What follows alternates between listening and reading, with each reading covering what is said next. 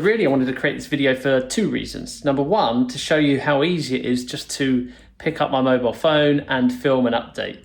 Yes, I do majority of my filming from having a videographer and having editors, and obviously they use very professional equipment, but this is filmed on a phone and this can be done super easily. So really there's no excuses just to keep those updates coming and to share them with people on YouTube or Instagram, depending where you want to share your content. I think it's very easily done, and it's a great way obviously of building that reputation and building up that following as well of people that might one day want to work with you or invest in you. But secondly, I did want to give you an update on this project. It's taken longer than I thought, and I hate to say that, okay, because you think, well, Justin, you've been doing this 5 years, you've done lots of flips, trades, BRR deals, obviously sourced a lot of deals, managed, I don't know what it is now, well over 60 or probably 65 refurbishments. Surely you are the pro, you are the expert. And well, yes, I know a lot about refurbs, but that doesn't stop things coming up and not going to plan.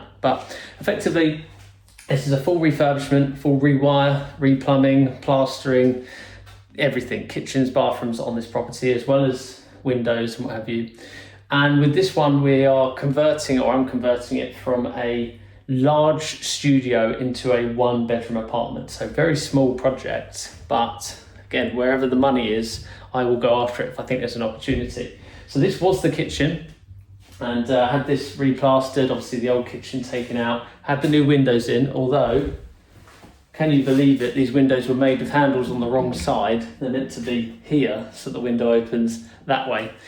Anyway, small issues come up like that. That's going to be resolved very soon, and that's been done in multiple of the rooms. So, well, safe to say I haven't paid that company yet until they come and resolve that problem, which again is always the importance to, well, holding back your payment and not paying invoices until you are 100% happy and you've signed it off.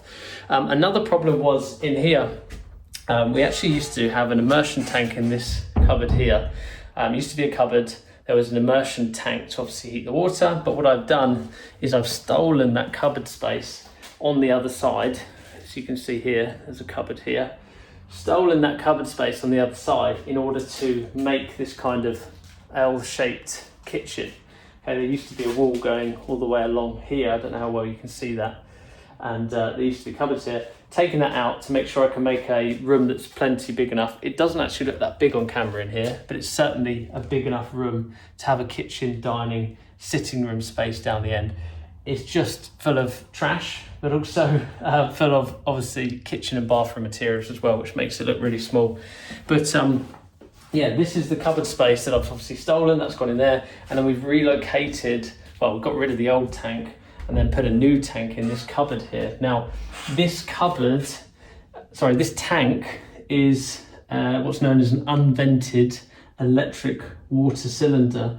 And obviously it's brand new. I'm having it all plumbed and done brand new for the new owners when they come to buy it. But the problem that has come up here is that the tank actually came with a fault and it was leaking and it wasn't working correctly. So that has been a hold up because we've obviously been waiting for the plumbing to be finished prior to moving on with things in the bathroom, but we've had to wait for the manufacturer of that to come out and meet the plumber, solve the problem by replacing a part. That's now been done. That was one problem, held us up for a good couple of weeks.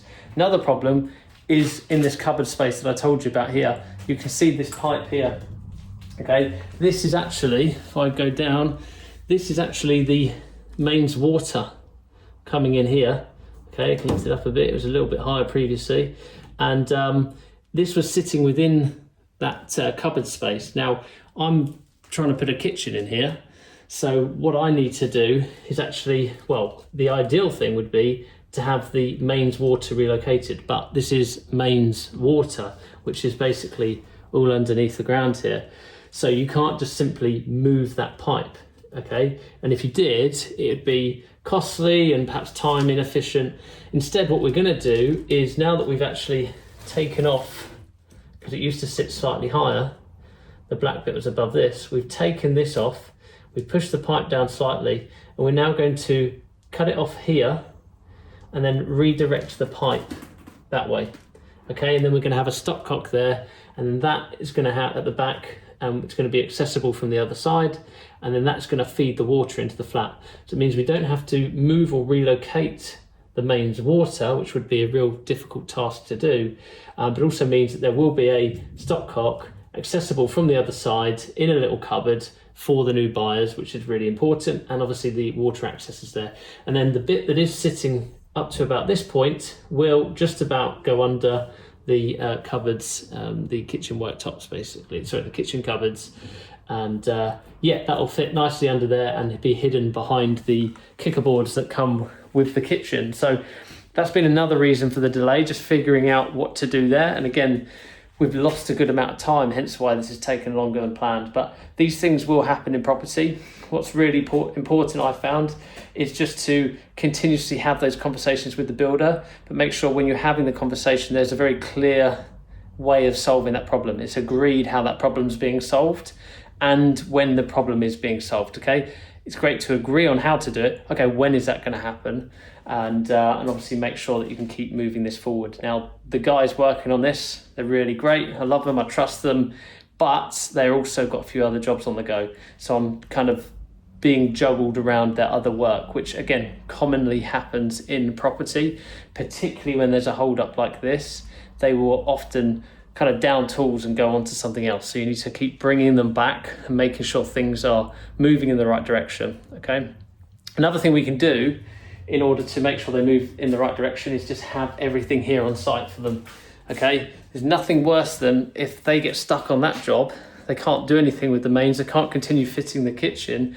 What else can they do? Okay, well, they can start fitting the pipework in the bathroom.